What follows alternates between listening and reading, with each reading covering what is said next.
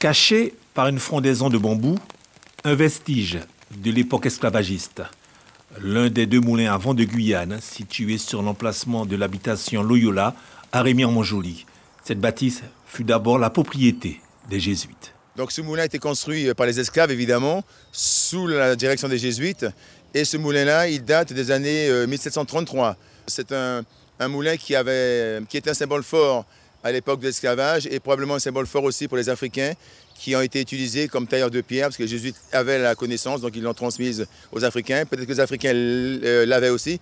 Et est-nord-est, celle-là. Ce moulin à vent fut entièrement construit en latérite et en briques sur une surface de terre argileuse. Un moulin à vent à usage industriel où l'on a broyé de la canne à sucre durant plus d'un siècle. Les charrettes arrivaient chargées de canne à sucre ici à gauche, puisque l'entrée elle est évasée, en arc ou en demi-arc. Et juste à l'endroit où nous sommes ici à droite, c'était la sortie de la canne à sucre, là, ici, une fois qu'elle était écrasée. Donc tout était bien, comment dirais-je, organisé, comme dans tout moulin à vent, utilisant ce système agraire.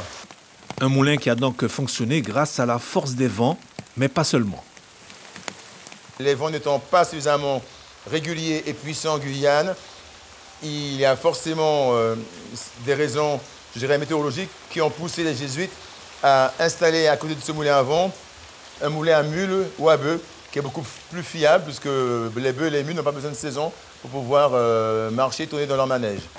Après l'abolition de l'esclavage, le site fut occupé par un ancien romier guyanais qui au final cessa toute activité vers 1950.